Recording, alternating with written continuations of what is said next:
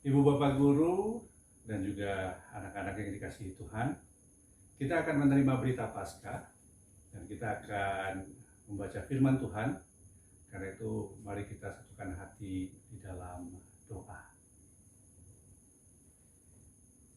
Ya Tuhan, kuasailah hati dan pikiran serta perasaan kami dengan kuasa cinta kasih-Mu. Terangi dan tuntunlah hidup kami dengan Roh Kudus-Mu, sehingga berita Paskah yang akan kami terima dan kami percaya sungguh-sungguh menjadi kabar sukacita yang akan mengarahkan iman dan kehidupan kami untuk menjadi saksi Tuhan Yesus Kristus pada sesama kami, dimanapun Tuhan memanggil dan mengutus kami. Dalam nama Tuhan Yesus Kristus yang bangkit dan hidup, yang memulihkan kami dari belenggu dosa, kami berdoa. Amin. Firman Tuhan yang menjadi dasar berita Paskah saat ini kita terima dari kesaksian di dalam Injil Yohanes pasal 20 ayat yang pertama hingga ayat ke-18. Inilah Injil Tuhan Yesus Kristus. Pada hari pertama minggu itu, pagi-pagi benar, ketika hari masih gelap, pergilah Maria Magdalena ke kubur itu, dan ia melihat bahwa batu telah diambil dari kubur. Ia berlari-lari mendapatkan Simon Petrus dan murid yang lain yang dikasihi Yesus, dan berkata kepada mereka, "Tuhan telah diambil orang dari kuburnya, dan kami tidak tahu di mana ia diletakkan." Maka berangkatlah Petrus dan murid yang lain itu ke kubur. Keduanya berlari bersama-sama, tetapi murid yang lain itu berlari lebih cepat daripada Petrus, sehingga lebih dahulu sampai di kubur. Ia menjenguk ke dalam dan melihat kain kapan terletak di tanah, akan tetapi ia tidak masuk ke dalam. Maka datanglah Simon Petrus juga menyusul dia dan masuk ke dalam kubur itu. Ia melihat kain kapan terletak di tanah, sedang kain peluh yang tadinya ada di kepala Yesus tidak terletak dekat kain kapan itu, tetapi agak di samping di tempat yang lain dan sudah tergulung. Maka masuklah juga murid yang lain yang lebih dahulu sampai di kubur itu, dan ia melihatnya dan percaya. Sebab selama itu mereka belum mengerti isi kitab suci yang mengatakan bahwa ia harus bangkit dari antara orang mati. Lalu pulanglah kedua murid itu ke rumah. Tetapi Maria berdiri dekat kubur itu dan menangis. Sambil menangis, ia menjenguk ke dalam kubur itu. Dan tampaklah olehnya dua orang malaikat berpakaian putih, yang seorang duduk di sebelah kepala dan yang lain di sebelah kaki di tempat mayat Yesus terbaring. Kata malaikat-malaikat itu kepadanya, "Ibu, mengapa engkau menangis?" Jawab Maria kepada mereka, "Tuhanku telah diambil orang, dan aku tidak tahu di mana ia diletakkan." Sesudah berkata demikian, ia menoleh ke belakang dan melihat Yesus berdiri di situ. Tetapi ia tidak tahu bahwa itu adalah Yesus. Kata Yesus kepadanya, "Ibu, mengapa engkau menangis? Siapakah yang engkau cari?" Maria menyangka orang itu adalah penunggu taman, lalu berkata kepadanya, "Tuan, jikalau Tuan yang mengambil dia, katakanlah kepadaku, di mana Tuan meletakkan dia, supaya aku dapat mengambilnya." Kata Yesus kepadanya, "Maria." Maria berpaling dan berkata kepadanya dalam bahasa Ibrani, "Rabuni," artinya guru.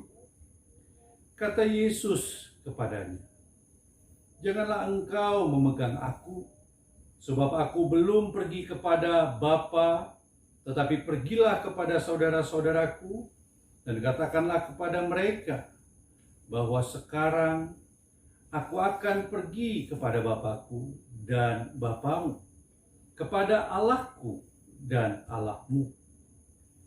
Maria Magdalena pergi dan berkata kepada murid-murid, "Aku telah melihat Tuhan," dan juga bahwa Dia yang mengatakan hal-hal itu kepadanya. Inilah berita Paskah, inilah Injil Tuhan Yesus Kristus. Maka terimalah dan percayalah, berbahagialah kita yang menerimanya, percaya atasnya, memeliharanya, dan melakukannya dalam kehidupan kita setiap waktu. Haleluya. Ibu guru, Bapak guru, dan murid-murid yang dikasihi oleh Kristus, berita Paskah tidak pernah bisa kita lepaskan dari peristiwa salib atau peristiwa penghukuman Yesus dari Nazaret yang mati disalibkan, dikuburkan, lalu kubur tempat di mana jenazah Yesus dari Nazaret dibaringkan itu ternyata kosong ketika beberapa orang dalam bacaan Injil Yohanes datang ke kubur itu untuk meminyaki jenazah Yesus. Kenapa kuburnya kosong?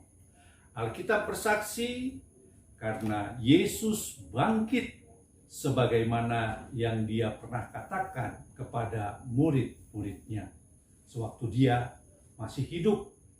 Dan kesaksian ini bisa kita lihat di dalam Matius 17 ayat 9, Markus 8 ayat 31, dan juga Lukas 9 ayat 22. Ibu bapak, guru, dan murid-murid yang dikasihi oleh Tuhan Yesus Kristus, di dunia ini kita bisa temukan bahwa ada dua tampilan salib sebagaimana yang kita lihat lewat tayangan slide. Tampilan pertama adalah salib yang ada corpus Dei-nya. Corpus artinya tubuh, Dei artinya Tuhan. Jadi kalau salib yang ada corpus Dei-nya itu artinya salib yang ada tubuh Tuhan Yesus Kristus, yang biasa digunakan oleh saudara-saudara kita Katolik atau Kristen Katolik. Artinya salib yang ada tubuh Kristus ini, yang ada corpus Dei ini, adalah salib yang bermakna bahwa melalui salib yang ada tubuh manusia yang disalibkan itu, yaitu Tuhan Yesus Kristus, umat diajak untuk melihat, percaya, dan mengikuti teladan cinta kasih pengorbanan Tuhan Yesus Kristus.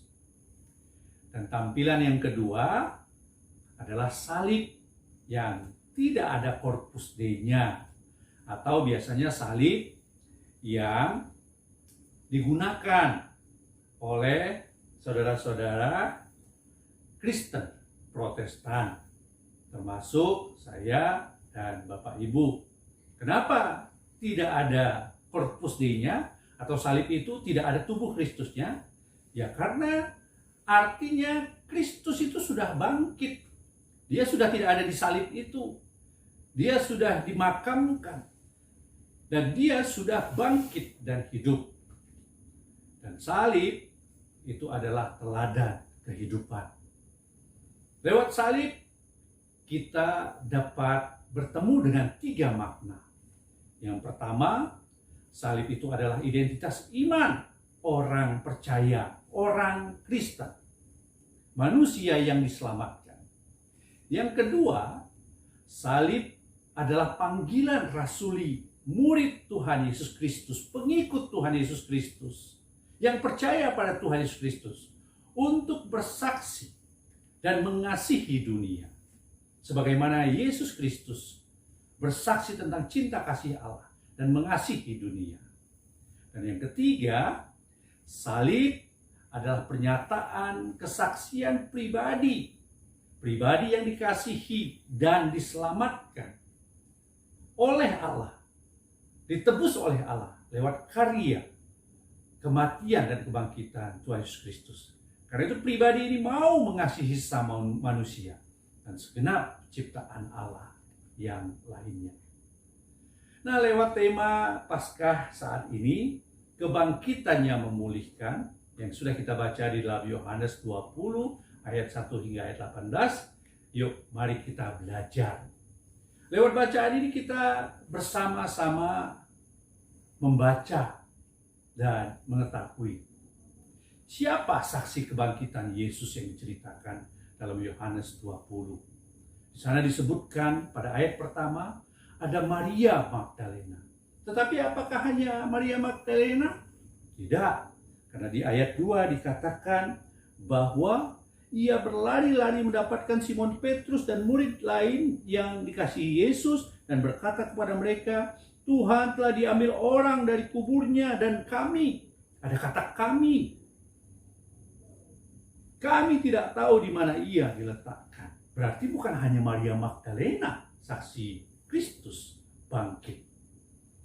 Dan kalau kita lihat di dalam paralel kisah yang sama, di dalam Injil Sinoptik, Matius, Markus, dan Lukas, maka kita bisa telusuri siapakah kami yang dimaksud yang lain itu, yang bersama dengan Maria Magdalena.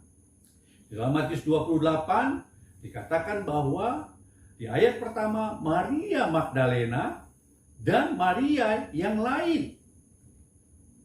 Lalu di dalam Markus 16 ayat yang pertama dikatakan bahwa Maria Magdalena dan Maria yang lain itu ternyata Maria ibu Yakobus, dan bersama dengan mereka ada Salome. Dan di dalam Lukas pasal 24 dikatakan bahwa Maria Magdalena yang nama lainnya juga adalah Maria Magdala bersama dengan Yohana. Apakah ini Salome atau bukan? Itu bagian yang lain. Bersama dengan Maria ibu Yakobus, bahkan bersama dengan 3 orang ini ada perempuan lain. Dikatakan menjadi saksi murid, menjadi saksi kebangkitan Kristus. Pertanyaannya tentu, mengapa Yohanes 20 secara eksplisit atau secara jelas menyebutkan Maria Magdalena? Siapa Maria Magdalena ini sesungguhnya? Yang dikenal juga dalam tradisi awal gereja sebagai Maria Magdala. Nah, kalau kita membaca, merenungkan, dan juga menggali isi kesaksian kitab suci tentang siapa Maria Magdalena, maka di dalam Lukas pasal yang ke-8 ayat yang pertama hingga ayat yang ketiga dikatakan bahwa Maria Magdalena ini adalah seorang wanita Yahudi yang ikut misi pelayanan Yesus. Kenapa dia ikut misi pelayanan Yesus? Karena dalam sebuah kesempatan Maria Magdalena ketika bertemu dengan Yesus, dia dibebaskan. Karena kuasa Yesus, dia dibebaskan, dia dipulihkan, dia dibebaskan dari 7 roh jahat yang menguasainya. Di dalam Lukas pasal yang ke-8 ayat pertama hingga ayat yang ketiga, hal itu disaksikan atau diceritakan. Nah, setelah dia bebas dari 7 roh jahat yang menguasainya sebagai ungkapan syukurnya, dampak dari pembebasan diri atas kuasa roh jahat itu. Lalu selanjutnya Maria Magdalena mau mengikut Yesus, mau menempatkan dirinya sebagai murid Yesus. Bahkan dalam peristiwa kebangkitan dia menjadi saksi Yesus Kristus. Sebagaimana disebutkan di dalam Yohanes pasal 20 ayat 16 yang kita baca tadi. Bahwa ketika dia di ayat pertama dikatakan dia menangis, dia sedih seolah-olah dia kehilangan harapan. Karena teladan kehidupannya, guru artinya yang digugu dan ditiru, teladan kehidupannya mati. Bahkan ketika dia mau meminyaki jenazah Yesus, jenazah itu sudah tidak ada, hilang. Seolah-olah dia kehilangan harapan dan pegangannya. Dan ketika dalam kesedihan itu, Yesus datang kepadanya. Yesus menyapa dia dengan identitas pribadinya, Maria. Dan ketika Maria tersadar bahwa itu adalah Yesus yang bangkit, yang sesuai dengan apa yang dia pernah katakan, maka Maria menyapa Yesus Rabuni, yang artinya guru. Maria Magdalena adalah salah satu pribadi yang begitu dekat dengan Yesus. Bahkan sampai pada peristiwa penyaliban dan kematian Yesus. Kalau kita telusuri lagi Yohanes 19 ayat 25, Markus 15 ayat 40, Matius 27 ayat 56, di sana dikatakan bahkan di dalam peristiwa penyaliban Yesus dan Maria ada di bawah kaki salib Yesus. Ibu bapak, guru, dan juga anak-anak yang dikasihi oleh Tuhan.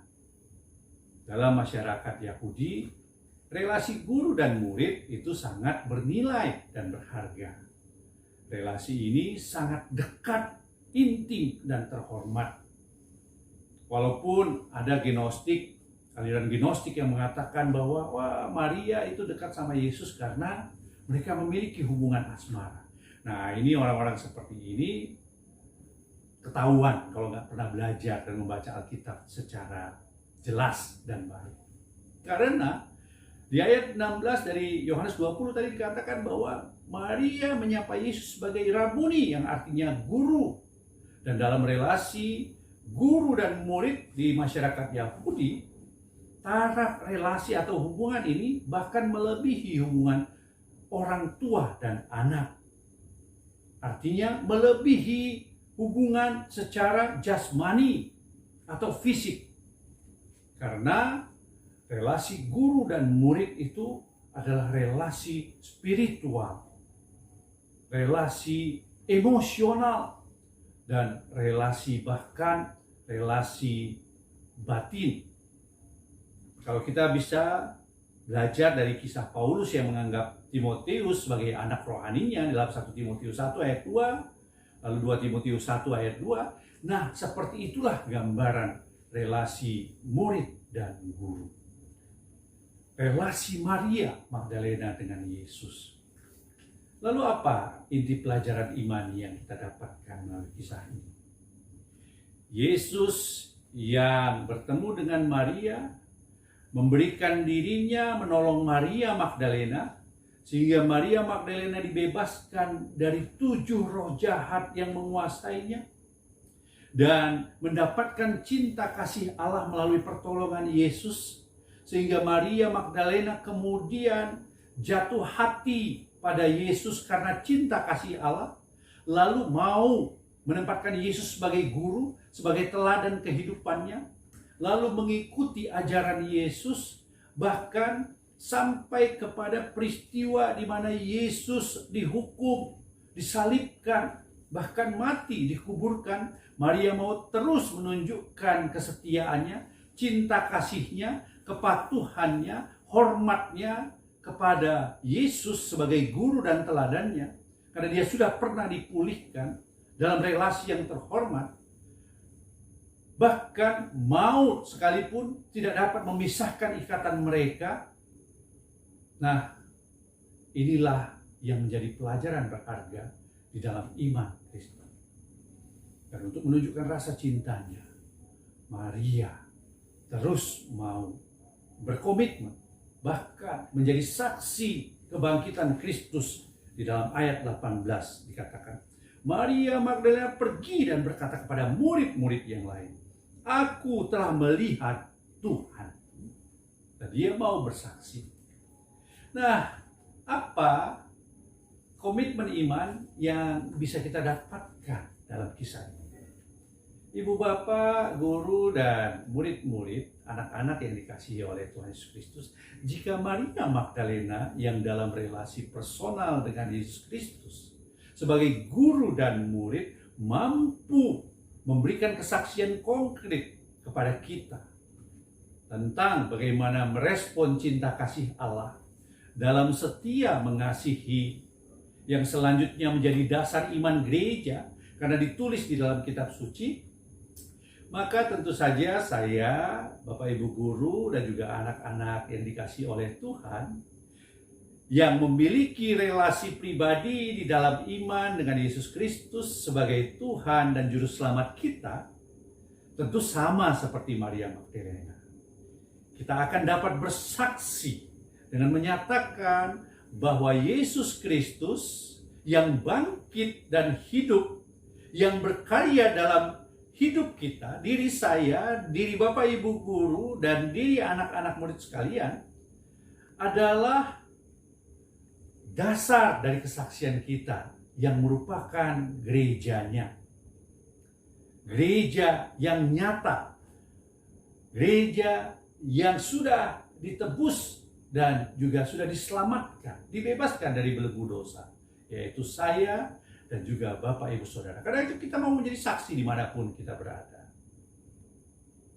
Nah, Yesus Kristus sudah bangkit dan hidup. Pertanyaannya adalah, kalau orang lain bertanya kepada kita, di mana kamu bisa membuktikan bahwa Yesus Kristus itu sudah bangkit dan hidup? Kita bisa mengatakan bahwa Yesus Kristus itu sudah bangkit dan hidup. Karena itu lihatlah diri saya. Dia sudah bangkit dan hidup, dan dia berkarya di dalam diri saya dan melalui diri saya. Karena itulah salib, sekali lagi di awal tadi saya katakan bahwa adalah identitas diri dan iman Kristen.